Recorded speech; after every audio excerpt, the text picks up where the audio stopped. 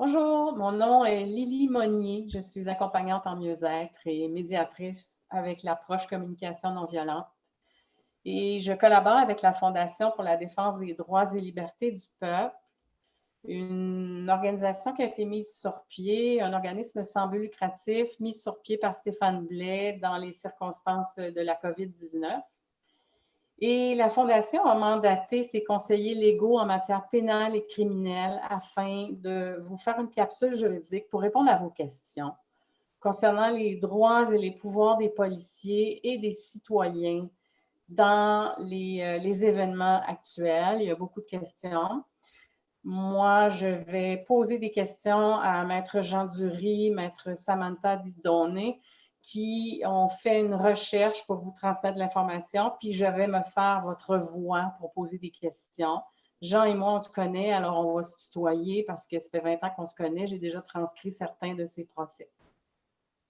Voilà, alors je vous cède la parole. Alors, merci Lily. Alors, sans plus tarder, je vais procéder de la façon suivante, poser des questions à Samantha et évidemment, en cours de route, s'il y a des éclaircissements, demander à Samantha d'éclaircir. Moi aussi, je vais intervenir et à l'occasion, toi, évidemment, Lily, surtout vers la fin, là, quand on aurait terminé, s'il y a plein de questions qu'on n'a pas abordées, évidemment, tu vas pouvoir nous les poser. Alors, ce sont des questions que le monde nous pose constamment. Alors, on essaie de circonscrire le débat. Pourquoi? Parce que c'est un débat très large. Présentement, je dois dire d'emblée, avant de commencer, que les pouvoirs des policiers sont très limités, puis le monde a l'impression que les pouvoirs des policiers, à cause du COVID, ils peuvent faire ce qu'ils veulent. C'est faux, c'est complètement faux. Ouais. Alors, Samantha va vous expliquer un petit peu, en commençant, par une question qui est fondamentale, c'est les pouvoirs des policiers en vertu de quel pouvoir au niveau provincial ou au niveau fédéral est-ce qu'ils agissent en fonction du pouvoir du code criminel ou des pouvoirs du code de procédure pénale. Alors, sans plus tarder, on va demander à Samantha pour nous expliquer la différence entre le code de procédure pénale et le code criminel. Oui, en gros, le code de procédure pénale va s'appliquer pour les infractions statutaires provinciales, alors que le code criminel s'applique pour les infractions criminelles à travers le Canada. Aujourd'hui, on va se concentrer sur le code de procédure pénale, puisque c'est celui-ci qui s'applique pour toutes les infractions qui découlent des décrets qui sont basés sur la loi sur la santé publique. Donc, c'est le code de procédure pénale et la Charte québécoise qui va s'appliquer pour les infractions et qui va gérer, qui va régir les pouvoirs et les droits des policiers en cette matière. Il va y avoir aussi, je pense, Samantha, des incidences de la Charte canadienne des droits de l'homme, même si on est en matière provinciale, ça n'empêche pas qu'il peut y avoir des incidences de la Charte fédérale en matière provinciale, n'est-ce pas? Alors, premièrement, ce qu'on doit comprendre, c'est que les policiers, quand ils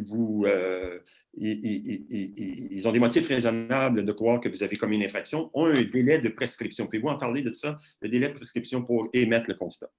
Oui, c'est ça. Donc, dès qu'ils vous donnent, normalement, ils vont vous donner un constat sur le champ.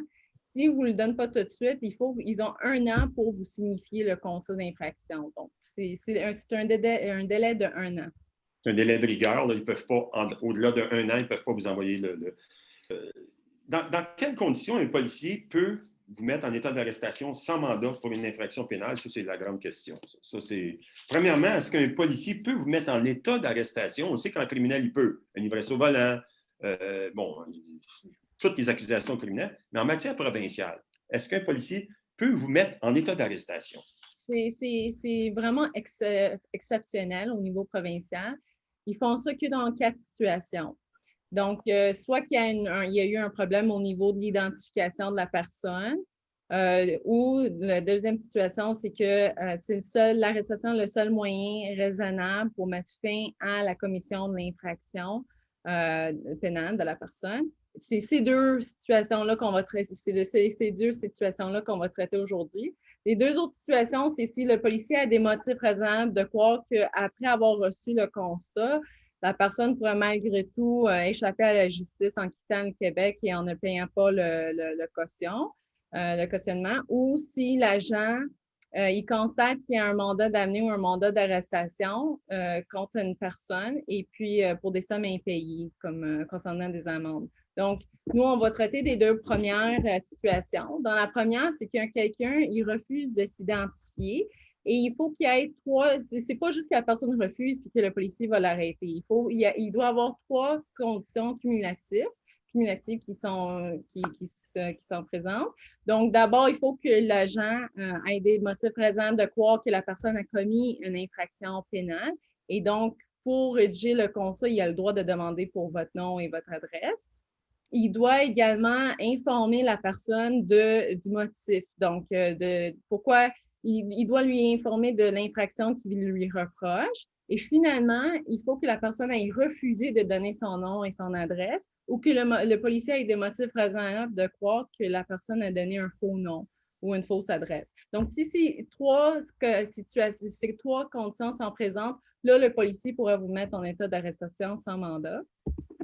Et pour la deuxième condition qu'on a traitée, c'est celui de l'arrestation, le seul moyen raisonnable pour mettre fin à la commission d'une infraction pénale par la personne. Dans cette situation, il faut que deux conditions soient présentes.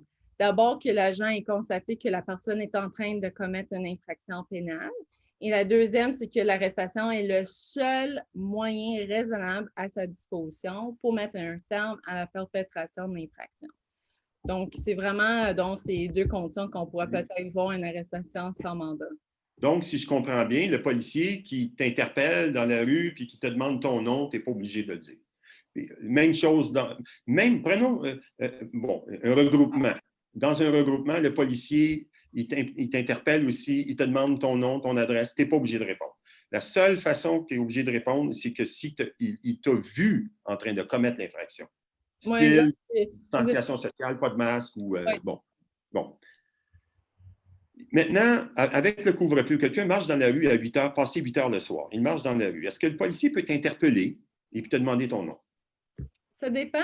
Là, il y a le décret 2021 qui s'applique, qui va parler des exceptions. Il y a des exceptions, on le connaît, comme si quelqu'un est sorti parce qu'il doit fournir une prestation de travail, il va aller obtenir des produits pharmaceutiques, il va à l'école ou c'est pour obtenir des soins, pour porter assistance à quelqu'un.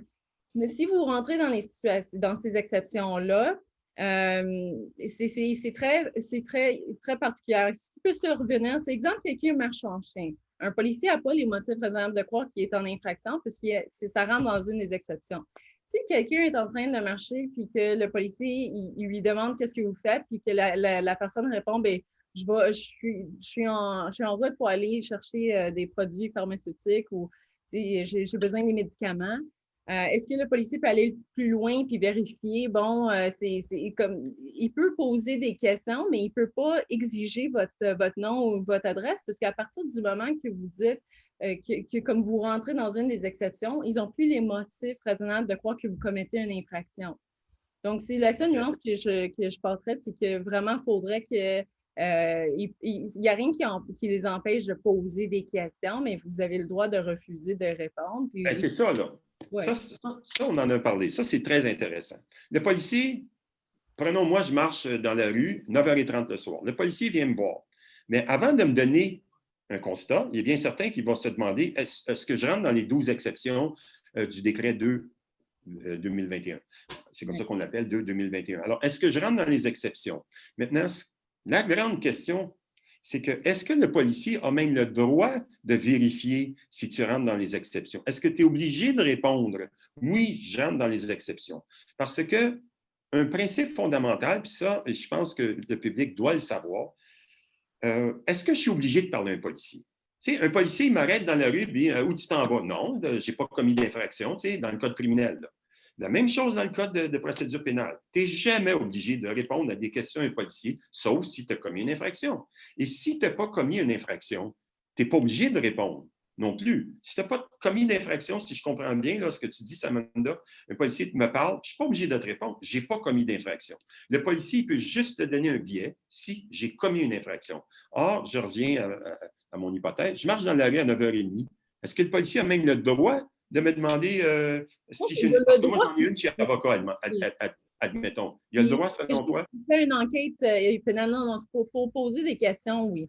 Moi, je vois rien qui l'interdirait de juste poser des questions pour être sûr qu'il respecte le décret en vigueur en ce moment. Là, Donc, il cherche pour voir si tu as commis l'infraction. La question, c'est plus est-ce que la personne a le droit de refuser de donner son nom et son adresse? Et ça, c'est oui. Tant aussi longtemps que le policier ne vous a pas informé de c'est quoi l'infraction qu'on vous reproche, vous n'êtes pas obligé de le donner parce qu'ils vont demander votre nom et votre adresse si ils veulent rédiger un constat d'infraction. Parce que là, ils ont les motifs, par exemple, de croire que vous avez commis une infraction. Là, la prochaine étape, c'est qu'ils vont rédiger leur constat.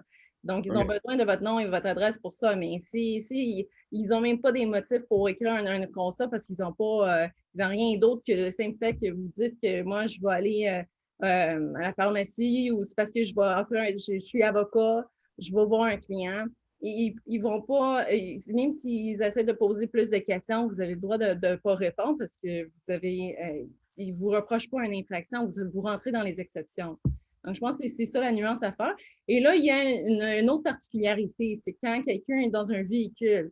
Ah, ça, c'est important. Si vous êtes dans un véhicule, est-ce que le policier peut vous interpeller pour vérifier avec qui vous êtes? Est-ce que la personne est dans votre bulle familiale? Là, ce qui est particulier ici, c'est que c'est le Code de sécurité routière qui s'applique et le pouvoir pour interpeller un individu en vertu du Code de sécurité routière, c'est pour une infraction routière. Alors, c'est pas pour faire une enquête pénale en vertu de la loi sur la santé publique et vérifier si la personne respecte le décret. Donc, il peut y avoir des contestations à ce niveau-là, là, de voir parce qu'il y a des étiquettes qui sont remises, des contraventions que les policiers reprochent aux individus en ce moment, mais ça c'est très, très, très important ce que tu dis là. Autrement dit, un policier qui voit 2 personnes ou 3 personnes dans l'auto, techniquement, légalement, n'a même pas le droit d'arrêter l'individu pour vérifier s'il respecte les notions de bulle. Peux-tu expliquer? Bon, on en parlera tout à l'heure, mais il ne peut pas. Il peut juste arrêter sur la route en fonction des pouvoirs qui sont conférés par le Code de procédure pénale relativement à la conduite automobile. Mais là, une autre question peut survenir. Qu'est-ce qui arrive si, exemple, vous êtes après 8 heures, là, vous êtes en train de faire la vitesse? Parce que là, vous voulez être à la maison à l'heure, à 8 heures. Vous ne voulez pas être... donc, vous faites de la vitesse. Le policier vous interpelle à cause que vous faites la vitesse. Puis là, il voit qu'il y a 2 autres personnes. Donc là, il rédige son constat, il veut votre nom, votre adresse, parce que vous avez commis une infraction ou ça.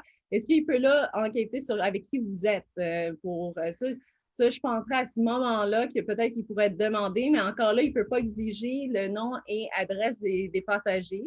Parce que là, ça rentre, c'est le même principe, parce qu'il y a le démonstré présent de croire que le passager a commis une infraction pénale pour exiger son nom et son adresse. Maintenant, est-ce qu'il peut demander au passager, es-tu dans la même bulle que le conducteur? Est-ce que tu vis dans... Parce que là, tu peux expliquer... Ils peuvent poser des questions. C'est juste que c'est la personne, c'est juste de savoir si une fois que la personne dit c'est ma soeur, je suis avec ma soeur, c'est de savoir est-ce qu'ils peuvent aller plus loin puis exiger le nom. Encore là, il faut qu'il y ait des motifs raisonnables. C'est-à-dire que l'autre, ce que tu avais dit tout à l'heure, s'il ne croit pas, quand tu as expliqué, là, il y a les motifs raisonnables de ne pas te croire dans ce que tu as dit, parce que toi, tu viens de dire que tu vis dans la même maison avec la personne qui est à côté de toi, puis il y a des bonnes raisons de ne pas te croire. Là, il peut demander l'identité parce qu'il veut te donner un biais. Là il ne croit pas. Là.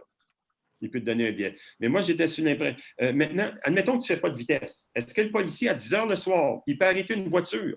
Ça, c'est intéressant, ça. Non, mais ça, c'est parce que le Code de sécurité routière, ça s'applique pour justement les véhicules que s'il y a quelqu'un qui conduit, un policier, il peut juste interpeller quand c'est quelque chose pour vérifier en vertu de ses pouvoirs de Code de sécurité routière. Donc, conclusion, techniquement, un policier ne peut pas t'arrêter quand tu es sur la route le soir, après 8 heures, en dehors de ses pouvoirs qui lui sont conférés par la Cour suprême et puis par le Code de procédure pénale pour vérifier au niveau de la sécurité routière si vous êtes en règle.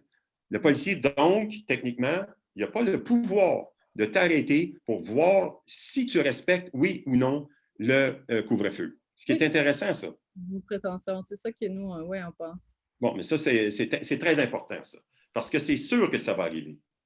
Et moi, je me demande, parce qu'il y a eu un moment où il y a eu des barrages routiers, est-ce qu'à ce moment-là, il y avait eu un mandat de faire des barrages routiers? Est-ce qu'au moment où ils ont fait ça, au début, est-ce qu'à ce moment-là, parce qu'ils arrêtaient les gens, là, puis les gens devaient fournir comme une attestation de l'employeur, là, ils ont commencé à envoyer des attestations de l'employeur. Très intéressant, Lily. Ce que tu dis là, comment qu'on peut, ce que Samantha vient de nous dire, techniquement, encore, je dis techniquement, les policiers n'ont pas le droit. Les policiers n'ont pas le droit de faire ça. Les policiers ont le droit d'agir en fonction du Code de sécurité routière. Mais ils n'ont pas le droit de prendre la loi sur la santé publique, puis tout d'un coup, avoir des pouvoirs qui ne sont pas dévolus nulle part. C'est ce que je disais au début, c'est ce que je trouve la situation actuelle en ce moment épouvantable. C'est que ça permet aux policiers d'acquérir des pouvoirs qu'ils n'ont jamais eus, sous prétexte qu'on est dans le milieu d'une crise sanitaire. Alors, moi, ce que je prétends, c'est que ce n'est pas parce qu'on est dans une crise sanitaire que les droits et les pouvoirs des policiers sont étendus. Pas du tout, mais vraiment pas. Ils demeurent avec les mêmes pouvoirs que ce Samantha vient de vous expliquer en vertu du Code de procédure pénale. Et puis, parce qu'on est en crise sanitaire, s'ils pensent qu'ils peuvent aller plus loin, ils ne peuvent pas. OK? Puis là, on va en parler peut-être un petit peu plus tard, là, parce qu'il y a des questions de juridiction fédérale, provinciale. Est-ce que les policiers ont le droit de faire ça? On va peut-être l'aborder un petit peu plus tard parce que c'est dans nos réflexions actuelles. Ça, c'est que je trouve que si ça serait permis, c'est de permettre aux policiers de faire des expéditions de pêche, de vérifier, Oui. il y a deux personnes, c'est pas après, mettons que c'est pas après 8 heures et entre 8 heures et 5 heures, c'est vraiment l'après-midi. L'après-midi où ils vous interpellent, vous n'avez pas commis aucune infraction routière, puis ils viennent voir, bon, qu'est-ce que vous faites, vous êtes avec qui?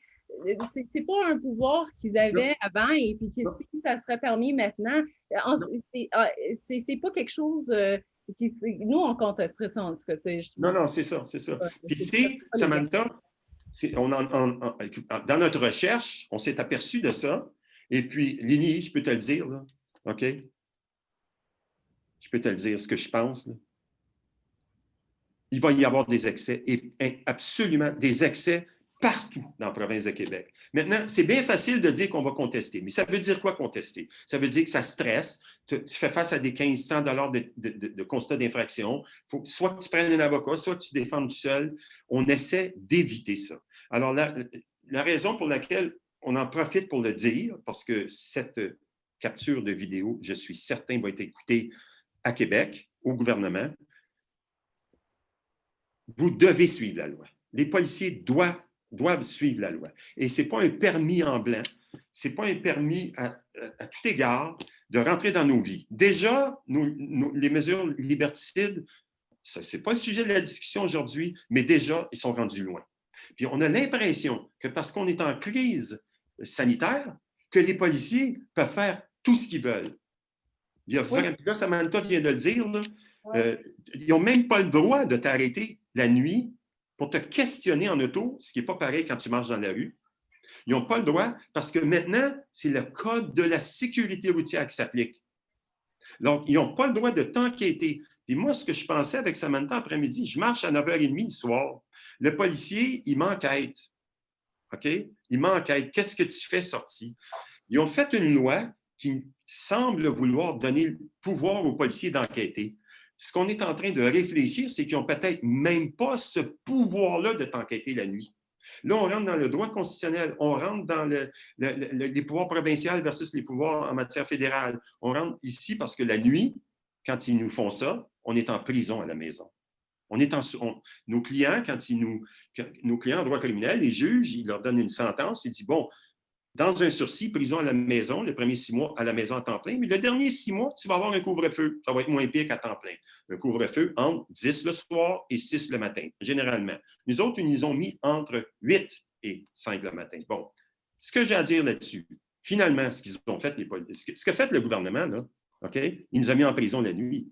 Le gouvernement nous met en prison la nuit. Il ne faut pas avoir peur des mots, là, on est en prison la nuit, sauf exception. Maintenant, ils n'ont pas réfléchi, et ça, c'est mon opinion, au niveau légal, de toutes les conséquences d'avoir fait ça. Ils n'ont vraiment, vraiment pas analysé. Et les conséquences sur le plan légal sont énormes, Lydie. Sont énormes. Puis on n'a même pas commencé à ouvrir la porte au pouvoir des policiers en matière de pandémie. Parce qu'on prend pour acquis qu'ils peuvent tout faire parce qu'on met la vie en danger du monde quand on se promène. Ça, c'est leur opinion, ça. OK? Mais ce n'est pas parce qu'ils disent ça que les policiers ont tous ces pouvoirs-là. Non. Alors là, je me suis défoulé un petit peu, là, mais moi, je voudrais aller plus loin. Mettons là, que je suis à l'extérieur de chez moi. Le soir, je reviens en voiture de chez une amie. Le policier m'arrête, parce qu'ils vont le faire, d'après moi, là. Fait que, imaginons-le. Et moi, je réponds au policier, je choisis de répondre, mettons, là. Je suis allée chez une amie qui est suicidaire. Moi, d'après ce que j'entends, ça devrait s'arrêter là. Parce que si je comprends bien, il me semble me souvenir de ma première année de droit que la bonne foi se présume. Oui. Donc, je suis réputée dire la vérité jusqu'à preuve du contraire. Là. C'est ce que Samantha a dit tout à l'heure, motif raisonnable de croire que tu mens. Je n'ai pas à prouver que je dis la vérité. C'est... Bon. Regarde, Lily, regarde le problème. C'est le gouvernement qui a créé ce problème-là. Ah oui. Le gouvernement a créé des lois actuellement avec des mesures liberticides jamais vues dans l'histoire du Canada, jamais vues dans l'histoire de la Common Law. C'est une première. Ils ont fait ça. Quand nos clients ont des sursis, là, puis qu'ils ne peuvent pas sortir la nuit, là, Samantha et moi, qu'est-ce qui arrive? Là? Le client nous appelle, parce que son couvre-feu est à 10 heures. Il nous appelle à 11 heures, le policier l'a arrêté, est au poste. Okay? Le policier, quand il arrête la personne, là, il ne lui demande pas, monsieur, vous êtes en dehors des heures, pourquoi vous êtes en dehors des heures? Pas du tout. Le policier, il l'arrête. Pourquoi? Parce que si le policier commence à lui poser des questions, il est obligé de lui donner le droit à l'avocat. Parce qu'il s'incrimine. Or, en matière de couvre-feu, ce qu'on est en train de vivre en ce moment, ils ont créé une situation où le policier a des motifs raisonnables de croire qu'il a probablement commis une infraction, mais il a le droit de se poser des questions. Ça ne marche pas. Ça ne marche pas. Tu n'as pas le droit de se poser de questions parce que tu as 12 exceptions, ce que tu n'as pas en droit criminel. Ce que je viens de dire là, ça a des incidences énormes, mais personne ne semble comprendre ça là, en ce moment-là. À Québec, on fait des lois, ils se réunissent tout en vase clos, les procureurs de la Couronne, les procureurs du gouvernement, le procureur général, ils analysent, puis ils nous envoient des lois comme ça, en pensant que ça va passer. Parce qu'on est en crise sanitaire. Donc, le droit n'existe plus. En crise sanitaire, étant donné que c'est dangereux, là, le droit, je m'excuse. Ou bien donc, vous effacez le droit criminel, vous effacez le droit civil, le code de procédure pénale, les chartes québécoises, les chartes fédérales, on les efface, puis on fait ces lois-là. Mais en attendant, ces lois-là existent. Puis vous devez les respecter. OK. Alors, moi, le policier ne peut pas me demander c'est quoi le nom de votre ami puis son numéro de téléphone. Il ne peut pas faire ça, là. Dans quel contexte? Le soir? Mettons que je reviens chez une amie puis le policier m'arrête puis je dis écoutez, oui, c'est dépassé le couvre-feu, mais je suis allée chez une amie suicidaire. Je suis allée la réconforter. Bon. Ça doit s'arrêter là. Je ne dis pas, Lily, je ne dis pas que le policier, automatiquement, il ne peut pas. Je dis qu'à première vue, après analyse, regardez tous les concepts de droit pénal et criminel sur les motifs d'arrestation que Samantha vient de vous expliquer. Vous pouvez arrêter seulement pour les conditions, je ne les répéterai pas, que Samantha a dit. Vous pouvez arrêter pour ça. En dehors de ça, depuis quand, OK? Ça fait 40 ans que je fais du droit criminel. Depuis quand sommes-nous obligés de répondre à quelques questions que ce soit un policier? Depuis quand? Depuis quand? C'est nouveau, ça. Ça, c'est du droit nouveau, OK? Alors, moi, ce que je dis, à première vue, vous n'avez pas d'affaire à répondre. OK? Puis il peut même, si vous ne répondez pas, là, est-ce qu'il peut vous arrêter puis vous inculper, c'est-à-dire vous mettre en état d'arrestation parce que vous ne répondez pas? Est-ce qu'il y a des motifs raisonnables de croire que vous avez commis une infraction si vous êtes avocat puis vous êtes allé voir un client puis vous ne voulez pas y répondre? Si vous êtes un médecin puis vous êtes allé voir un patient puis vous ne voulez pas y répondre, puis il vous arrête, tu défendras devant le juge. Mais il n'y avait pas un motif raisonnable. Pourquoi? Parce qu'il y a 12 exceptions. Avec un chien, c'est facile, on le voit. Mais qu'arrive-t-il avec les 11 autres exceptions? Je vous le dis qu'il y a légalement, dans ce dossier-là de la pandémie, au niveau légal, présentement, il y a des abus qui vont être commis partout. Pourquoi? Parce que le monde vit dans la peur. Hein? On le sait, là? Tout le monde vit dans la peur. Alors, étant donné qu'on vit dans la peur, il n'y a plus de droit. C'est ça qu'on est en train de dire. Les policiers ont l'impression d'avoir effectivement un chèque en blanc. Parce que moi, je veux vous amener comme quand on est à pied, là, en admettant qu'on est à pied, je pense à la vidéo de Gloriane Blais, qui est avocate, qui s'est fait arrêter le 20 décembre dans une manifestation, puis elle a montré son permis, puis elle s'est fait un plaisir de montrer sa carte du barreau. Oui. Et là, il y avait comme un « Oh! » On aurait dit qu'il y avait une certaine prudence. Et là, elle a suivi les policiers. Ils ont dit, ils ont demandé de les suivre. Elle a dit, est-ce que je suis obligée? Vous ne pouvez pas faire ça, je ne peux pas rester ici. Ils ont demandé, non, accompagnez-nous. Puis rendu là, ils ont demandé d'embarquer dans la voiture, dans leur véhicule. Puis elle a dit, elle était solide, elle là. Elle a dit, non, je ne veux pas entrer dans votre véhicule. Moi, non, je veux rester à l'extérieur. Mais les gens ne le savent peut-être pas. Sont-ils obligés d'embarquer dans le véhicule de police ou à ce moment-là, je pourrais dire, est-ce que je suis en détention? Ouais. À ce moment-là, tu dois me lire mes droits, là.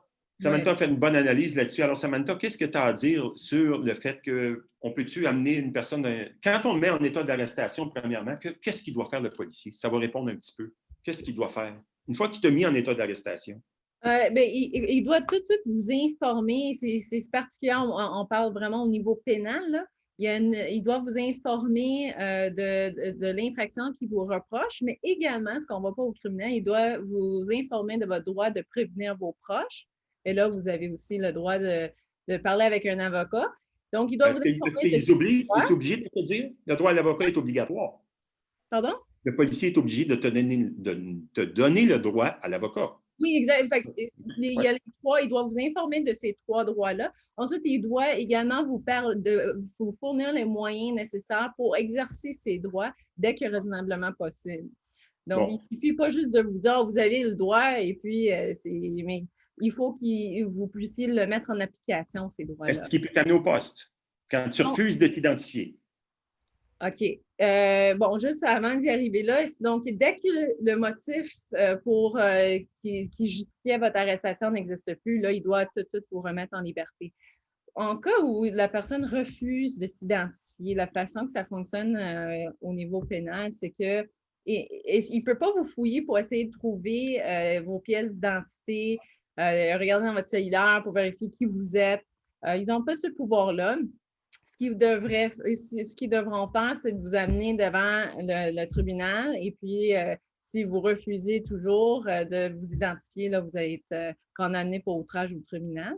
Et si, exemple, c'est la nuit, il n'y a pas de palais de justice ouvert, ils peuvent vous amener au poste, ils vont faire l'écrou, ils vont prendre tous vos biens, mais encore là, nos prétentions, c'est qu'ils ne peuvent pas fouiller dans votre portefeuille pour aller voir qui vous êtes. Ils ont ce pouvoir-là. Bon, mais ça, c'est la personne refuse de s'identifier, donc le policier a le droit techniquement de t'amener au poste. C'est ça que tu veux dire. Le policier peut t'amener au poste de police parce que tu ne t'es pas identifié. Ils vous mettent en état d'arrestation. En premier. Rappelons-nous des trois critères. Il faudrait qu'ils ont les motifs raisonnables, que vous refusez de vous identifier. Puis, donc, quand les trois critères sont présents, là, ils auraient le droit de vous mettre en état d'arrestation puis vous amener au poste. Bon, exactement. Donc, ça répond un peu à la question, Anélie. Si tu es en état d'arrestation puis tu n'as pas donné ton nom puis tu maintiens, je ne veux pas donner mon nom, je ne veux pas te donner mes papiers, techniquement, le Code de procédure pénale te permet de l'amener au poste. Oui. Mais je refusais d'embarquer dans la... Gloriane l'a fait, là, puis ils n'ont pas insisté. Mais je sais qu'il y en a d'autres j'en ai vu d'autres vidéos que les gens insistaient. J'ai une autre question. Je sais que pendant que Gloriane était là, attendait à l'extérieur du véhicule de police, pendant qu'eux rédigeaient le constat, mais il y avait d'autres policiers qui, avec des casques, là, tout habillés en noir, ça ne semblait pas être les mêmes... Même corps de police. Voilà. Et ils étaient devant elle à un moment donné. Elle continue à filmer, elle, puis ils lui ont demandé, ils ont dit, on va vous demander d'arrêter de filmer. Elle a dit, pourquoi? Il a dit, je vous demande d'arrêter de filmer, vous êtes en détention. Elle dit, je suis en détention. Il dit, bien, détention pour un constat d'infraction.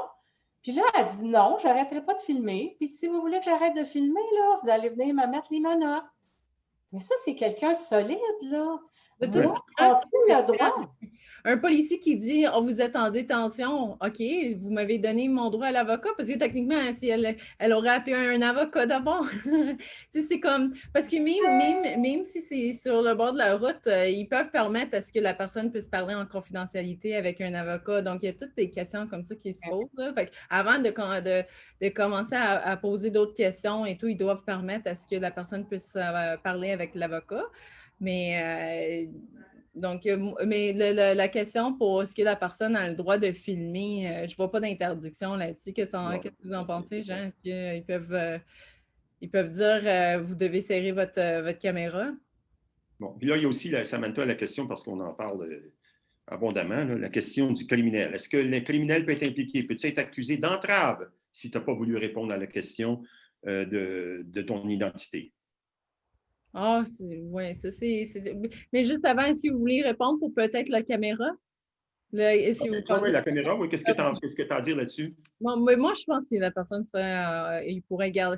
Il peut continuer à filmer. C'est juste que, encore là, peut-être, ils vont. Mais c'est pas entrave, là. Elle l'empêche pas de faire son travail. Donc, OK, parce que je crois que c'est dans l'air en ce moment qu'ils veulent empêcher les citoyens de filmer les policiers. Là. Ils veulent peut-être passer des lois, mais actuellement, ces lois-là ne sont pas passées. Donc, ils peuvent filmer. Maintenant, l'entrave, c'est souvent la question. Pardon? Oui, pour votre question d'identification, est-ce que ça peut se transformer en entrave? Entrave, c'est quand la personne ne collabore pas, il empêche le policier de faire son travail. Écoute, si le policier avait... Moi, je reviens à la même affaire. Si le policier avait les motifs pour croire que vous avez commis une infraction, puis il vous dit c'est quoi l'infraction, là, vous n'avez plus le droit de refuser. Si vous refusez, là, je pense que peut-être ça pourrait... plutôt que de vous mettre en état d'arrestation parce que vous refusez de donner votre identification puis qu'on rentre au niveau pénal, ils vont peut-être choisir d'aller au niveau criminel pour entrer parce que vous refusez peut-être. Ce serait mais moi, mon opinion, c'est qu'à première vue, ils ont donné le pouvoir aux policiers d'arrêter, en vertu du Code de procédure pénale, une personne qui refuse de s'identifier puis de l'amener au poste. Ils ont donné ce pouvoir-là. Et puis que j'aurais tendance à penser qu'ils ne peuvent pas arrêter pour entrave. Parce que tu as déjà une infraction que tu as déjà dit à la personne, je t'arrête pour ne pas t'être identifié en vertu du Code de procédure pénale, je t'arrête pour ça. Après ça, il ne peut pas aller au poste et dire, maintenant, je t'arrête à nouveau pour entrave. Ils creusent leur lit. Oui, je pense qu'il faut choisir. Ils font leur lit quand ils disent « je t'arrête pour ne pas avoir répondu ». Parce que ça va être trop facile à ce moment-là, quand tu n'as pas répondu, d'aller au criminel. Puis là, je dois dire que si jamais ça arrive, il y a énormément de questions en droit criminel ici. Là, il y a vraiment de nombreuses questions. Puis à date, je n'ai pas entendu dire, Lily, tu peux me reprendre si je me trompe, je n'ai pas entendu dire que les policiers accusaient d'entrave. Tu sais, les personnes qui refusaient de s'identifier. Il y en a une là, que je t'ai référée, on ne la nommera pas. Mais non, elle était accusée, la personne était accusée d'entrave parce qu'elle a empêché le policier de faire son travail à l'égard de son conjoint ou sa conjointe, peu importe. Là, c'est une entrave. Tu ne peux pas t'immiscer dans le travail d'un policier. OK, c'est ça, il y avait deux personnes. C'est toi personnel. Okay. Je pense que la raison pour laquelle ils ne le font pas, c'est qu'ils sont très, très zélés, mais il y a une frontière qu'ils ne traverseront pas, là, parce qu'ils savent qu'ils s'en vont trop loin. Là. Accuser le monde au criminel parce qu'ils refusent de s'identifier en matière de statutaire pénal provincial, je veux dire, je soulève la question. Moi, personnellement, je pense que c'est très hasardeux et c'est très attaquable. Mais je ne peux pas dire, Lily, d'emblée, immédiatement, que ça ne l'est pas automatiquement, parce que ça va être aux tribunaux de décider si jamais ça arrive. Alors, je ne peux pas anticiper et savoir immédiatement. Mais à première vue, là, il y a un problème légal ici. Sur les chevauchements de juridiction aussi, il y a un problème légal. Moi, j'aurais tendance à dire, ce qui me vient en t'écoutant, c'est que si le policier insistait pour que j'entre dans son véhicule. Ah, oui, puis là, tu ne veux Là, pas. moi, je filmerais et j'aurais tendance à dire, je vais lui dire, là, je me sens menacée. Puis là, j'ai l'impression que je suis en détention. Parce que je ne Non. me sens pas libre, là, je ne peux pas Non, sortir. ça, là, Non. non, là, Samantha, peux-tu expliquer aux auditeurs la notion de détention? C'est par rapport à la notion d'arrestation, parce que c'est différent, détention puis arrestation. Oui, mais écoute, même quand un policier fait juste poser des questions, il n'est pas nécessairement, vous n'êtes pas en détention parce que la détention, c'est tout le temps, il y a un aspect psychologique et physique. Si physiquement, vous n'êtes pas en mesure de partir et psychologiquement, c'est que vous savez si vous partez. Obligé de répondre. Ouais, si je suis dans la voiture de police qui insiste pour que je rentre dans son véhicule. Ah, là, tu es en détention. Pendant que j'ai une contravention.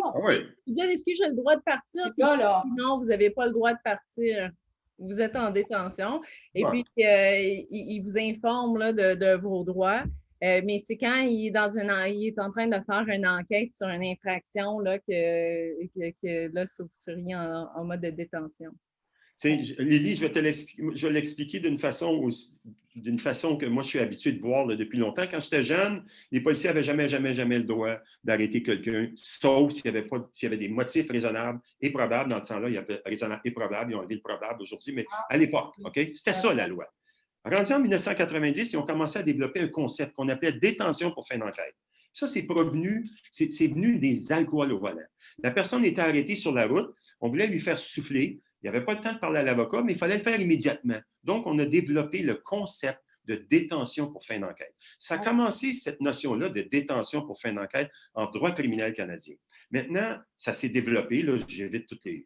Maintenant, en matière de drogue, on peut détenir pour fin d'enquête. En matière de meurtre, on peut détenir pour fin d'enquête. Alors, il y a des droits et des obligations des policiers dans cette matière-là. C'est-à-dire qu'il y a le droit de te dire, tu peux pas rester ici, tu es détenu pour fin d'enquête. Tu n'as pas encore les motifs raisonnables, là. Tu ne les as pas encore. En matière provinciale, la jurisprudence dit que ça existe aussi des détentions pour fin d'enquête en matière de statutaire provincial. Donc, techniquement, un policier peut te détenir pour fin d'enquête en matière provinciale, la loi sur la santé publique. Exemple. Sauf que tu n'as pas le droit d'y poser de questions. Et si tu lui poses des questions quand tu es détenu pour fin d'enquête, tu es obligé de l'avertir qu'il a le droit de parler à un avocat.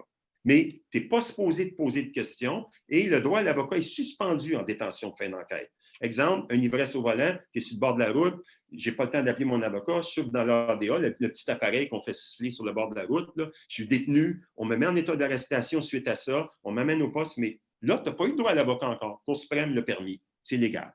C'est tout transposé en provincial. Tout ce que je te dis, c'est la même affaire au moment où on se parle pour l'étiquette, pour les infractions. Donc, quand un policier vous interpelle, OK, vous n'êtes pas encore en détention. Le policier vous questionne. Techniquement, lorsqu'il vous questionne, vous pouvez être en détention pour fin d'enquête. Sauf que si la Cour suprême a dit, dans un arrêt classique, l'arrêt Mann, comme on l'appelle, là, un arrêt classique, que si tu es détenu pour fin d'enquête, tu as le droit à l'avocat si on pose des questions. On n'a pas le droit d'y poser de questions. On détient pour fin d'enquête. OK? Alors là, ici, il y a un problème. Là. Il y a un problème technique sur le plan légal. Le policier, as-tu le droit de vérifier si tu as commis une infraction? Je te le dis, là, il va y avoir un gros débat dans les cours relatifs, parce que beaucoup de monde nous le demande, est-ce que je peux contester le constat d'infraction? Il y a beaucoup de questionnements quand ça va arriver devant les juges. Je te le garantis, je ne me trompe pas, il y a beaucoup de questionnements sur la façon dont on a agi dans la loi sur la santé publique en permettant aux policiers ces pouvoirs-là. Énormément de questions. On ne peut pas répondre à toutes, là, parce que, tu sais, alors, peut-être également traiter de la possibilité des policiers d'entrer dans une maison sans mandat. Oui, ça, c'était ma prochaine question, effectivement. Est-ce que les policiers peuvent entrer sans mandat dans une résidence? Ça, c'est des questions que le monde nous pose. Oui. Et puis, alors, un policier peut, en situation d'urgence, seulement entrer dans une maison, mais il faut qu'il y ait des motifs raisonnables de croire que la personne est en train de commettre une infraction qui risque de mettre en danger la vie ou la santé des personnes ou que la sécurité des personnes ou des biens est à risque. Là. Et deuxièmement, que l'arrestation de cette personne est le seul moyen raisonnable à sa disposition pour mettre un terme à la perpétration de l'infraction. Mais avant d'entrer, l'agent doit l'aviser de sa présence et le but de celle-ci. Et l'autre possibilité, c'est que si la personne accepte, là, il va pouvoir entrer. Mais là, ce qui est particulier ici en contexte de pandémie, c'est qu'est-ce qui arrive? On entend tout le temps des voisins qui délatent. Hein? Donc, qu'est-ce qui arrive si un voisin, il appelle et il dit, écoute, à côté de chez moi, je vois qu'il y a comme 3 personnes qui sont rentrées, puis ils n'habitent pas là. Donc, est-ce qu'il y a juste là-dessus, avec juste ça, est-ce qu'un policier peut obtenir un mandat? Non, il n'y a pas les motifs pour obtenir un mandat, un télémandat ou un mandat. Alors, ce qui arrive, c'est que normalement, ce qu'ils vont devoir faire, ils vont en personne, puis ils vont aller voir. S'ils entendent beaucoup de bruit, ils voient à travers la fenêtre qu'il y a plusieurs personnes. Dans le stationnement privé, il y a plusieurs véhicules. Là, avec d'autres éléments, ils pourraient acquérir les motifs pour obtenir un télémandat. Et entre-temps, s'ils décident de cogner à la porte et demander de votre entrée, vous avez le droit de refuser tant aussi longtemps qu'ils n'ont pas de mandat. Vous avez le droit, s'ils vous posent des questions, vous refusez de répondre, vous refusez à ce qu'ils entrent jusqu'à ce qu'ils obtiennent ce mandat-là. Donc, je ne sais pas si Jean, vous vouliez ajouter là. Ouais, ce que tu dis là, c'est intéressant. Exemple, le policier, évidemment, si le policier par la fenêtre, il voit 15 personnes dans la maison, il obtient lui-même ses motifs raisonnables. Si le policier voit plusieurs autos dans l'entrée, est-ce qu'automatiquement, le juge de paix va lui donner le mandat, juste parce qu'il y a plusieurs autos dans l'entrée? Là, ça devient délicat. Là. Je ne suis pas certain que parce qu'il y a plusieurs autos. Je pense que c'est une cumulation d'éléments qui vont pouvoir faire en sorte qu'ils vont acquérir les motifs. Mais s'il n'y a pas de bruit, les rideaux sont fermés ou ils ne voient personne, il n'y a pas l'air d'avoir une fête ou quoi que ce soit, là, ils ne peuvent pas obtenir de mandat. Bon, là, les questions... Parce que c'est pas automatiquement, ils ont un télémandat, ils peuvent rentrer, c'est valide, mais ça va être au niveau plus tard pour la contestation, mais il faut tout le temps avoir l'aspect d'urgence. S'il n'y a pas d'urgence, ils doivent... La question qu'on s'est posée, Lily, Samantha, puis moi, puis ça, je trouve ça tellement intéressant parce que, comme je t'ai dit, on empiète toujours sur les droits parce qu'on peut faire n'importe quoi à cause de la pandémie. En matière criminelle, le policier n'a pas le droit, OK, de rentrer chez vous, pas rentrer chez vous, il n'a pas le droit de rentrer sur ta propriété, par en arrière, aller à l'arrière. Il n'a pas le droit de même aller à la porte parce qu'il rentre dans la propriété, même aller à la porte sans rentrer, juste pour fouiner. Il n'a pas le droit, le policier en matière criminelle, OK? Il n'a pas le droit d'aller sentir proche pour voir si ça ne sent pas le cannabis. Il n'a pas le droit de faire ça. Il faut un mandat général pour... Bon, en vertu de quoi le policier peut rentrer dans une propriété privée, pas dans la maison, mais aller à la porte principale d'une maison, puis aller cogner. En vertu de quoi? Pour aller chercher l'infraction. Ça, je trouve ça suave. Je trouve ça fort intéressant. En matière criminelle, ils n'ont pas le droit. Puis tout d'un coup, parce qu'on est en matière de pandémie, le policier a le droit de rentrer dans ta propriété privée, puis aller vérifier, puis cogner à la porte. Je te le dis, ça ne marche pas. Ça ne fonctionne pas.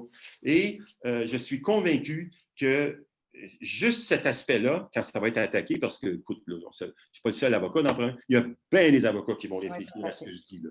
Il y a beaucoup d'éléments. Je ne suis pas le seul. Alors, quand on va poser des questions aux juges, les juges vont regarder le procureur de la couronne, ils disent « Oui, c'est vrai, maître. On n'a pas le droit fédéral, on n'a pas le droit en vertu du code de procédure pénale, mais parce qu'on est en pandémie, le policier peut tout faire. » Ça, c'est un bel exemple. Maintenant, Samantha, question. Le policier, on le sait qu'une poursuite active en matière criminelle, on peut suivre une personne qu'on a vu commettre un crime qui rentre chez lui, OK, qui rentre chez lui. Là, il a le droit de rentrer, le chercher sans mandat. Ça, c'est connu. Est-ce qu'il peut faire la même chose? Exemple, le policier, il voit une personne à 9 h le soir, dans le couvre-feu, et la personne voit le policier, il part à courir, il rentre chez eux. Techniquement, est-ce que le policier a le droit de rentrer dans la maison, sans mandat, pour aller le chercher? Wow. Oui, ça, c'était l'autre aspect qu'on regardait, c'est qu'il y a une autre exception qu'ils vont pouvoir rentrer dans une maison pour empêcher à ce que s'ils ont des motifs raisonnables de croire que également si la personne va s'échapper à la justice, il ne va pas le poursuivre immédiatement.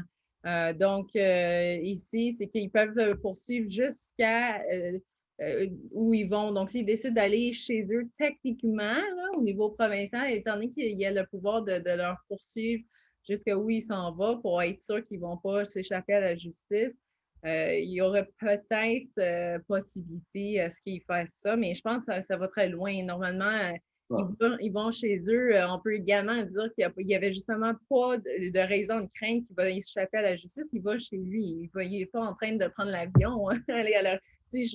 D'aller chez lui, je pense qu'ils n'auraient pas assez ils ne peuvent pas, en vertu de leurs pouvoirs provinciaux, à faire ça. Est-ce que le Code de procédure pénale permet à un policier d'entrer dans une maison sans mandat? Oui, juste en cas d'urgence, puis j'ai donné un exemple, c'est que dans l'exemple que j'ai donné, là, si justement c'est le seul moyen à sa disposition et qu'il y a une infraction qui met en danger la vie et la sécurité des individus. Mais là, l'autre exception que je n'ai pas traitée, mais il y a une autre exception, c'est qu'ils ont des motifs raisonnables de croire que la personne a commis une infraction pénale, puis que là, ils essaient de s'échapper à la justice, de s'enfuir. Le policier peut le poursuivre jusqu'au lieu où il va. Donc, techniquement, si la personne va chez lui, et il pourrait aller jusqu'à chez lui, mais je ne pense pas qu'ils vont pouvoir entrer et l'arrêter. Je pense que ça va un peu loin. Je pense qu'à ce moment-là, ça sera plus sage d'obtenir un télémandat. Parce que la personne est chez lui. Je ne pense pas qu'ils peuvent dire qu'ils ont des raisons de penser qu'il va s'échapper à la justice, de s'enfuir parce qu'il va dans une maison. OK. C'est bon. Puis, donc, moi, si je comprends bien, parce que moi, actuellement, puis j'engage pas votre... c'est mon opinion que je répète la phrase de Gandhi, la désobéissance civile est un devoir sacré lorsque l'État devient hors la loi ou corrompu. Pour moi, c'est ma vision actuellement. Et donc, si les gens décidaient de faire une soirée entre amis, mais que les véhicules de leurs amis n'étaient pas dans leur entrée à eux, devant leur maison, puis que tous les rideaux étaient fermés, je veux dire, à partir du moment où ils n'ouvrent pas la porte au policier, le policier ne pourrait même pas aller chercher un télémandat. Il n'y aurait pas les motifs suffisants, là, d'après ce que j'entends. Absolument. Absolument. Il va être obligé d'attendre dehors que des personnes sortent. OK. Oui, mais c'était ça la question pour Noël et Nouvel An qui se pose. Le monde se posait, mais c'est juste que est-ce qu'un policier va rester à l'extérieur de chez ils ont eu un appel, puis est-ce qu'ils vont attendre là 5 heures jusqu'à ce que quelqu'un sorte de la maison pour après pouvoir leur donner un constat? C'est juste que je parle. À date, je n'ai pas vu ça. Je n'ai pas vu des policiers qui attendent. Normalement, c'est que dans des cas évidents qu'ils vont intervenir, s'ils voient vraiment, il y a beaucoup de bruit, il y a une fête mais s'ils ont juste une plainte et qu'ils vont là, puis il n'y a pas de bruit et tout ça, je ne penserais pas qu'ils vont attendre, pratico-pratique, je ne pense pas qu'ils vont attendre à l'extérieur pendant des heures jusqu'à ce que quelqu'un sorte pour qu'ils puissent donner un constat ou vérifier si vraiment il y avait d'autres personnes dans la maison, parce que sinon, ils passeraient leur journée à faire ça. Là. Ben oui.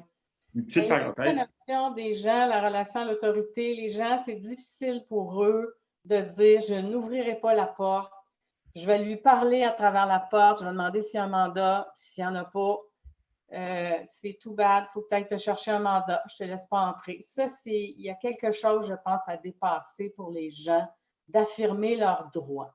Oui, les gens ont peur, évidemment. Quand c'est un policier, c'est comme l'impôt. Quand l'impôt t'appelle, tu as peur. Quand un policier t'appelle, tu as peur. Là, on peut le comprendre aussi. Puis même les policiers, il y a beaucoup de questionnements chez les policiers. Moi, j'en entends parler, il y a beaucoup de questionnements. Parce que qu'est-ce qu'on est en train de faire dans notre société?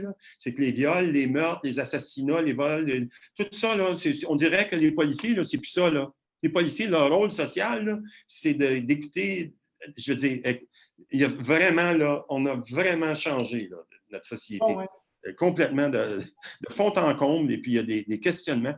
À tout événement, moi, personnellement, Lily, on est en train de faire l'analyse.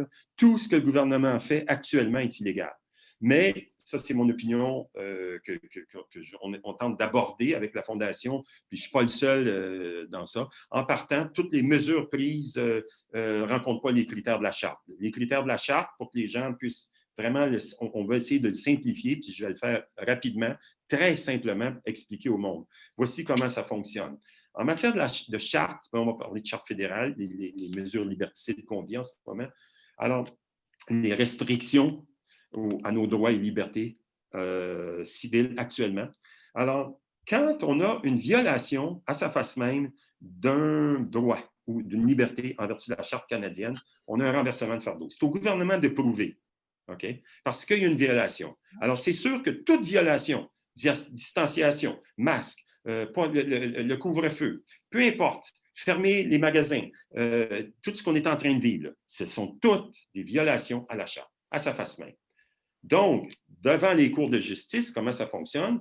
Quand on a prouvé la violation qui est d'une évidence criante, l'avocat de la défense ou l'avocat de la partie qui est accusée regarde, c'est-à-dire le juge regarde la partie poursuivante. Bon, maintenant, maître, gouvernement, le représentant du gouvernement, maintenant, prouvez-moi que ce qui est fait est raisonnable. Il y a 2 tests. Est raisonnable et 2, est justifié dans le cadre d'une société libre et démocratique. Moi, ça me frappe. Le deuxième élément, il y a le mot libre dedans. Est-ce qu'on est dans une société libre en ce moment? Alors, ça, ce dont je te parle, les 2 éléments, on appelle ça l'article 1 de la Charte. On entend souvent, violation du gouvernement, le gouvernement peut se permettre de violer nos droits individuels. Pourquoi? Parce que l'article 1 de la Charte canadienne des droits de l'homme, l'article 1, est le fondement de toutes nos libertés au Canada. C'est le fondement de toute notre Constitution. Okay? C'est l'article 1. C'est de loin l'article le plus important. Ben, les autres aussi, les libertés individuelles, c'est important. Mais l'article 1, c'est lui qui bonifie les actions du gouvernement. Or, je répète, il y a deux grandes sphères que le gouvernement, deux grands droits que le gouvernement doit se donner en faisant ça. Un, est-ce que c'est raisonnable par rapport à tout ce qu'on a fait? Est-ce que c'est raisonnable de mettre l'économie à terre, de mettre un pays à terre? C'est ce qu'ils sont en train de faire. Ils mettent un pays à terre avec les dépressions, puis avec les suicides, et puis on en passe. Ils sont en train de faire ça pour 0,02% de la population des personnes âgées qui meurent, alors qu'avant, il y avait aussi des morts par l'influenza. Est-ce que c'est raisonnable? Un. Et puis, deuxièmement, est-ce que c'est justifié dans une société libre, je dis le mot libre, et démocratique? Sommes-nous en ce moment en démocratie ou sommes-nous présentement un début d'État totalitaire? Moi, je dirais plus, on est dans un État totalitaire, mais admettons qu'on va être plus gentil, on va dire on est dans un État autoritaire. OK? Mais même si on est dans un État autoritaire, moi, ce que je pense, c'est que l'article 1 existe encore. Et puis que ce n'est pas justifié, ce n'est pas raisonnable, puis qu'on n'est plus dans une société libre, puis on n'est plus dans une société démocratique. On a mis de côté Charte québécoise, les libertés de la personne, puis la Charte fédérale des droits et libertés des droits des individus. Alors, c'est des grandes questions que je dis là, Lily. C'est des grandes questions. Maintenant, ça, c'est mon opinion, et ça va être aux tribunaux, OK, de répondre à ces questions-là. Alors, les recours ont commencé. Il y en a en Ontario, il y en a au Québec. Ils ont commencé les recours. Les tribunaux vont entendre ces questions-là. Pendant ce temps-là, on va nous bombarder, évidemment, de les décès causés par ça, puis les cas. Il n'y a pas de pandémie. Il n'y a pas de pandémie, il n'y a pas de décès. Et puis, je termine en disant, ce qui me frappe, les gouvernements vont dire au monde, vous ne nous obéissez pas. Veux-tu que je te dise qu'est-ce que je pense, Lily? Pourquoi les gens n'obéissent pas? C'est parce que les gens n'y croient pas. C'est ça le problème. Parce que si moi, je risque de mourir, puis Samantha risque de mourir, puis on risque tous de mourir, puis on tombe comme des mouches, fie-toi sur moi, que le peuple va suivre. Fie-toi sur moi. Le peuple n'est pas endormi. Tout le monde va se cacher chez lui. Tout le monde va se cacher. Inquiète-toi pas. Le problème fondamental, je le dis, okay? Le problème fondamental, personne n'y croit. Tu ne peux pas croire à ça. C'est incohérent. Les gens n'y croient pas. Moi, j'ai posé la question sur mon Facebook Live 2 fois la semaine dernière. J'ai mis des publications. Combien de décès dans votre entourage? Tu sais, une pandémie, une épidémie, ça tombe comme des mouches. Puis là, tu vas faire l'épicerie, puis tu reviens rapidement, tu restes là le moins longtemps possible, puis tu demandes, puis tu parles aux gens, puis ils disent « Ah, moi, j'ai mon beau-frère qui est décédé, j'ai ma soeur qui est aux soins intensifs. » Tu n'as pas besoin de faire peur au monde. Ils ont peur. Puis tu n'as pas besoin d'aucune mesure, ils vont se cacher. Ils ont créé... Oui, Samantha? Peut-être plus. Je pense ça dépend. Là. Il y en a qui ne croient pas du tout, il y en a qui croient. Là, Ouais, c'est ça que je voulais dire. C'est unanime qu'il existe une maladie. Là, oui. Il y a des virus qui est pullulant. Oui. Il y en a d'autres qui meurent. Et puis, la question pour les mesures, c'est plutôt... c'est parce que ce que le gouvernement doit prouver, c'est que les mesures qu'il a mises en place, l'objectif, c'était justement pour protéger le public, la santé et tout ça, et puis que les mesures mises en place, il y a un lien rationnel là, avec son objectif. Donc, ce qui arrive, c'est qu'exemple, avec le couvre-feu, ce que le fait de limiter les heures que les personnes peuvent sortir à un lien rationnel avec l'objectif de protéger le public et de s'assurer de limiter la propagation de cette maladie, de ce virus. Donc là, je sais qu'il y a des individus qui vont dire qu'il n'y a aucune incidence, puis même ça a été dit déjà qu'il n'y a aucune preuve scientifique qui démontre qu'il y a une réduction. Donc, est-ce qu'il y a une atteinte minimale? Ça va être à voir. Est-ce qu'il y a vraiment eu c'est une atteinte minimale? Comme Jean dit, il y a également, avant même de rentrer dans tout ça, c'est toute la question de champ de compétences. Est-ce que le gouvernement provincial a même le pouvoir d'interdire le monde de circuler de telle heure à telle heure? Est-ce que ce n'est pas plutôt le gouvernement fédéral qui a la compétence parce que ça devient plus peut-être du criminel, comme il dit. La compétence fédérale. Mais ça, ce que Samantha dit, on en a parlé ce matin avec Rocco Galati à Toronto. On était en conférence, Samantha, moi, puis Dominique Desjarlais avec Rocco, puis c'était un des sujets abordés. Et on arrive à la conclusion que c'est très intéressant l'aspect constitutionnel, à savoir, est-ce que le gouvernement du Québec a le droit de nous imposer un sursis à la maison ou une prison à la maison? Et Rocco est très ferme en ce qui concerne Rocco. Il est très ferme. Ils n'ont pas le droit. Ils n'ont absolument pas le droit de faire ça. C'est de compétence fédérale. La loi provinciale en matière de santé publique, ce n'est pas leur mandat d'enfermer le monde. Ils peuvent le faire avec la loi des mesures, comment on les appelle, exceptionnelles ou les mesures fédérales. Si le fédéral impose un couvre-feu, c'est ça que Rocco disait, puis qu'on était tous d'accord ce matin. Le fédéral peut, le provincial ne peut absolument pas. Alors ça, c'est pour dire à quel point présentement, ce qu'on est en train de vivre, c'est comme un abandon de droit. Il n'y a plus le droit. Moi, ma réflexion depuis un certain temps, c'est qu'il n'y a plus de charte. La charte des droits n'existe plus. Mettez ça aux poubelles, déchirez-la, brûlez-la. Elle n'existe plus. C'est pas compliqué. Elle n'existe plus. Pourquoi qu'elle n'existe plus? Alors, regardez ce qu'on vit. Tout ce qu'on s'est battu pendant des siècles, depuis 1982 qu'on se bat dans des cours de justice pour préserver nos libertés, des meurtriers s'en sortent pour préserver nos libertés, des violeurs, des agresseurs sexuels s'en sortent pour préserver nos libertés à cause de la Charte canadienne pour que ça soit... Mais là, présentement, le gouvernement du Québec, lui, il abolit toutes nos libertés. Donc, ça veut dire quoi? Ça sert à quoi, la Charte? Ouais, mais c'est sûr qu'oubliez pas, c'est juste, c'est tout le temps la même question parce qu'à n'importe quelle pandémie qu'il y a eu dans l'histoire, il y a tout le temps eu des mesures qui ont été mises en place qui ont liberté les droits fondamentaux, les droits fondamentaux des individus. Et là, la question, c'est tout le temps, est-ce que les mesures en place sont justifiées? Ça dépend également de la pandémie. Hein? C'est pas... c'est sûr, comme j'ai dit tout à l'heure. Le Black Plague, puis après, que tout le monde meurt... rapidement. Puis, donc, ça dépend aussi des mesures. Est-ce que c'est les mêmes mesures qui devraient être mises en place que pour une maladie qui ne tue pas nécessairement tout le monde, mais qui est quand même... ça dépend. Ça va dépendre, ça va être à voir, mais il y a des mesures qui vont peut-être être justifiées, d'autres pas. Fait que ça va être assez... Moi, ce que je dis, Samantha, là-dessus, c'est que si le monde meurt comme des mouches, si ça tombe comme des mouches, le gouvernement, il n'y aura pas de misère à passer des lois comme ça. Il n'y aura même pas besoin. Le monde va se réguler eux-mêmes. Mais présentement, on est des moutons. On est tous des serviteurs du gouvernement. On n'a plus de vie. On n'existe plus. On ne nous consulte pas. On passe des lois. Puis toutes nos libertés qu'on a depuis des millénaires, on les enlève. On nous les enlève parce qu'eux autres ont décidé en petits groupes Et puis là, ils vont nous dire c'est mondial. Bien, c'est mondial. Pourquoi c'est mondial? Parce que chaque gouvernement suit les directives de l'OMS au début. Puis, by the way, l'OMS n'est même plus d'accord avec les positions du gouvernement en ce moment. L'OMS est contre le confinement.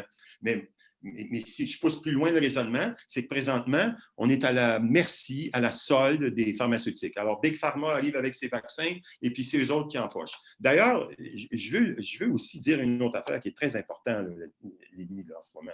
Ce qu'on est en train de vivre, c'est un transfert de pouvoir. C'est-à-dire que la pauvreté augmente.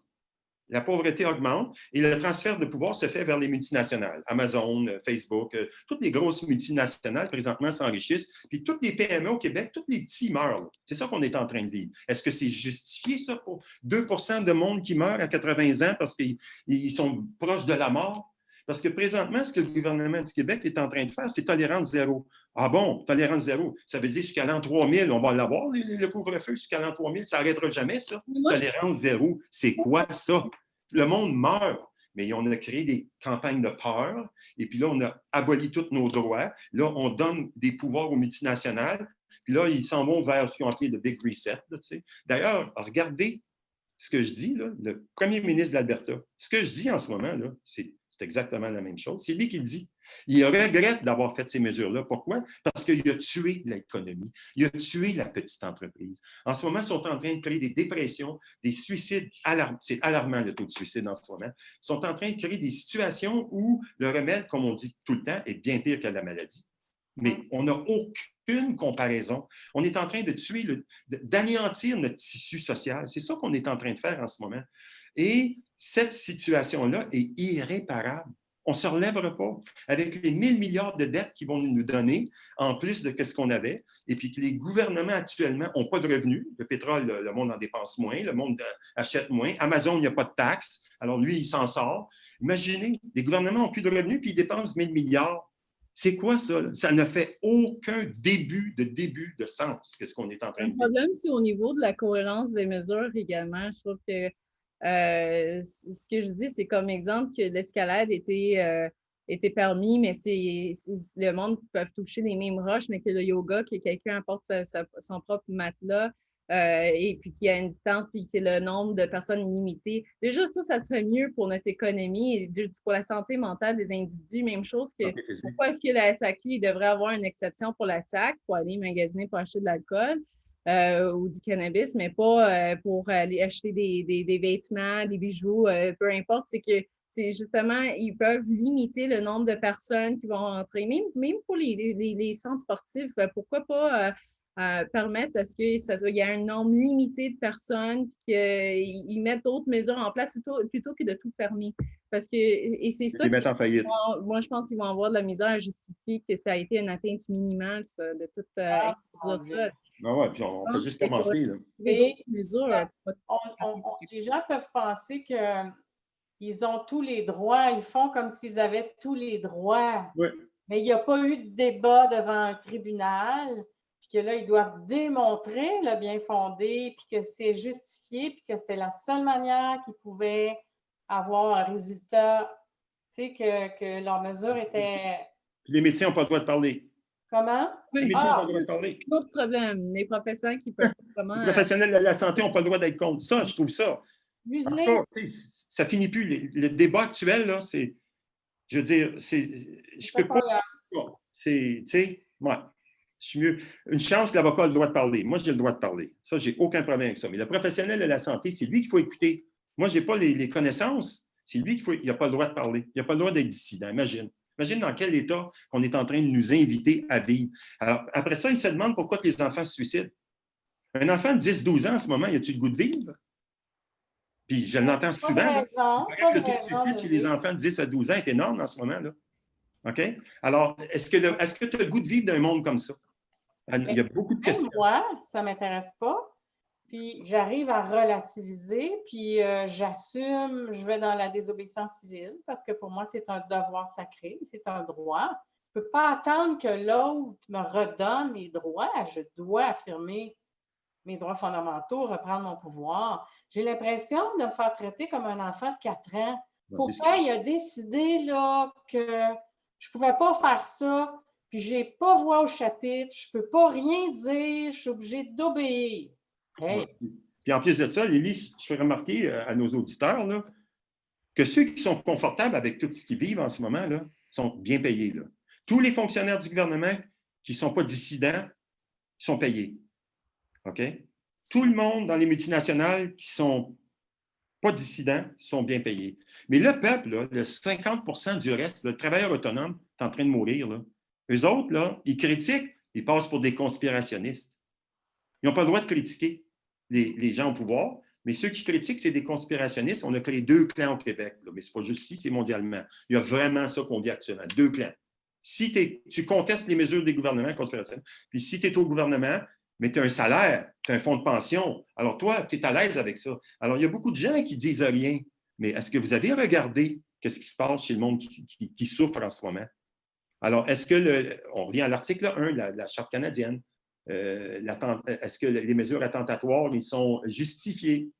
En tout cas, moi, je trouve que le débat est interminable. On peut parler, je veux dire, c'est énorme en ce moment, qu'est-ce qui se passe. C'est énorme. Et puis que le bon discours des gouvernements, que tout va bien.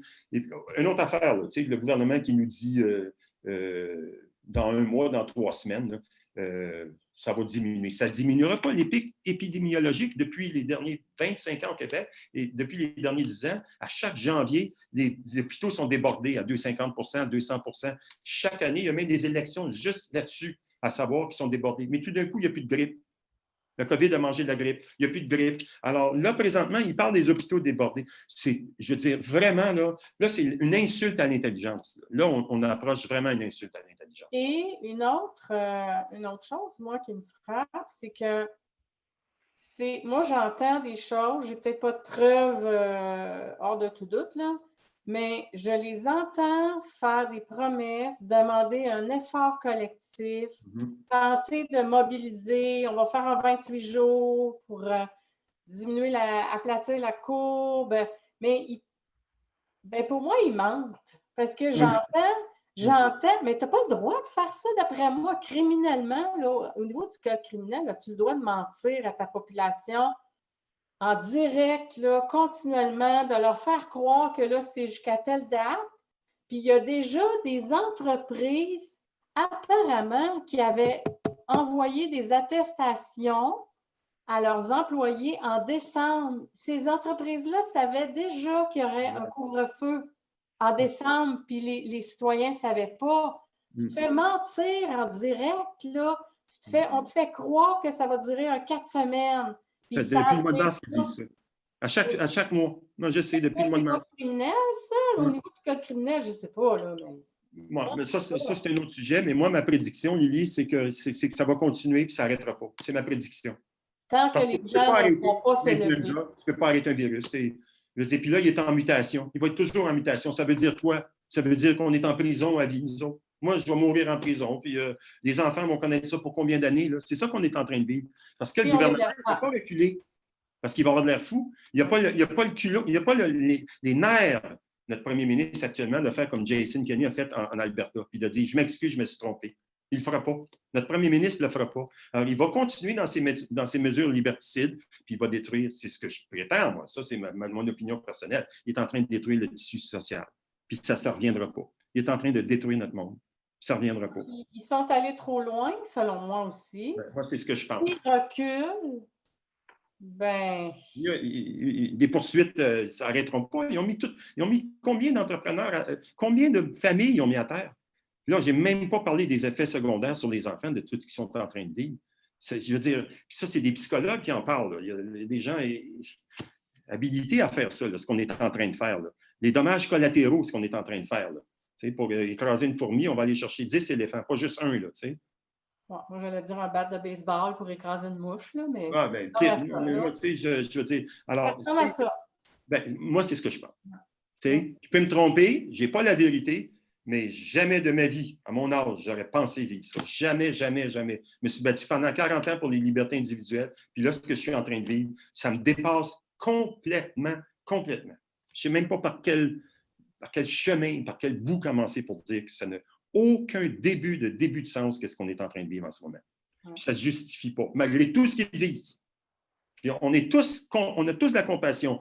On est triste quand le monde meurt. Ah oui, c'est sûr.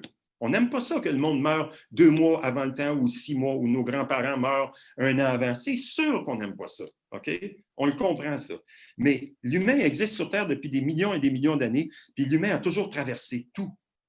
Il a toujours traversé tout ce qui s'est passé, les bactéries, la peste, l'humain a toujours traversé. Mais en ce moment, par rapport à ce qu'on a vécu, grippe espagnole ou la peste au 15e siècle, par rapport à ce que c'est rien, c'est des personnes qui ont un taux de morbidité très élevé et puis qui sont très malades et puis que ça les affecte puis ils meurent un peu plus vite. Alors, ils se servent de ça pour détruire notre monde. Il n'y a pas d'autre mot à dire que je peux dire. Là. Vous êtes en train, le gouvernement, de détruire notre société. C'est ça que vous êtes en train de faire. Il y en a qui vont dire c'est pour le Great Reset. Trudeau dit, peu importe. OK? Je ne rentrerai pas là-dedans. Ce n'est pas le débat aujourd'hui, peu importe. Mais ce que vous êtes en train de faire actuellement, réveillez-vous, gouvernement, vous êtes en train de tuer le petit monde. Présentement, c'est ça que vous êtes en train de faire. Alors, c'est ce que j'avais à dire. Alors, je pense qu'on a fait un peu le tour. Alors, puis, comme vous avez dit au début, Lily, si d'autres personnes ont des questions, on pourrait peut-être faire un autre. Oui, si vous avez des questions, monsieur et madame tout le monde, ben, gênez-vous pas, mettez-les en commentaire. Moi, je vais les noter. Puis, on va refaire régulièrement des capsules juridiques parce que c'est une période extrêmement inhabituelle. Je sais que les gens ont besoin de réponses. Puis, j'ai envie de dire, moi, en conclusion pour moi, que tout ce qui s'est dit aujourd'hui au niveau du droit, ça se peut que vous rencontriez un policier puis qui vous dise le contraire de ce que vous avez entendu aujourd'hui ici, là, dans cette capsule. Mais ça ne veut pas dire que le policier a raison. Il y a des policiers qui ne sont pas nécessairement conscients. On dirait qu'ils pensent qu'ils ont un chèque en blanc en ce moment. Puis c'est ça le message qu'ils reçoivent un peu des autorités. Fait qu'eux autres, ils suivent cet alignement-là. Mais ça ne veut pas dire que vous n'avez pas raison dans votre affirmation. Si le policier n'agit pas de la manière qu'on a dit qu'il devait agir. Non, comme moi, je ne dis pas que j'ai raison absolue. Là. Moi, je donne mon opinion, OK, personnelle. Samantha aussi. Ça ne veut pas dire ça va être au juge de déterminer si les mesures que les gouvernements ont prises étaient disproportionnées par rapport à la situation actuelle. Ça va être à la toute fin, évidemment, ça va être les juges. Mais ce que je dis tout le temps, Lily, c'est que tranquillement, pas vite, le monde va commencer à chavirer. C'est ce que je prétends. À un moment donné, il va arriver des questionnements solides à propos du gouvernement. Parce que ça peut pas, c'est impossible de continuer comme ça. Je ne sais pas de quelle direction que ça va prendre, mais tranquillement, pas vite, le monde va commencer à poser des questions au gouvernement. Oui. Puis dans le fond, mon exemple, c'est les gens ont le droit d'invoquer la condition médicale pour aller dans un commerce, ne pas mettre de masque, dans un lieu fermé, mais souvent vont se faire demander « c'est quoi ta condition médicale? » Mais ça ne veut pas dire que vous avez l'obligation de démontrer ça. Ça veut dire que la personne en face de vous, elle n'est pas consciente, elle ne connaît pas. Plein de gens ne connaissent pas les droits fondamentaux, les lois, les décrets, là. C'est pas tout le monde. Ça, c'est un imbroglio juridique aussi, l'exemption médicale. Ça, c'est... il y a tellement de questions là-dessus, hein, Samantha, constamment. Oui, ça serait intéressant qu'on... On pourrait faire une capsule, mais il faut dire que la loi spécifie les conditions médicales qui sont applicables, et deuxièmement, le Collège des médecins a donné des directives aux médecins de ne pas en donner des biais à l'encontre des mesures sanitaires. Alors, étant donné qu'on est dans cette situation-là, en tout cas, c'est un autre débat. Là. On rentre dans... Oui, on en reparlera. Je pense qu'on va pouvoir faire plusieurs capsules. Merci beaucoup à vous deux. Merci pour le beau travail de recherche et votre engagement. Je te remercie, Lily. Puis merci, Samantha. Oui, ça me fait plaisir. Merci à vous deux aussi. OK. Bonne journée.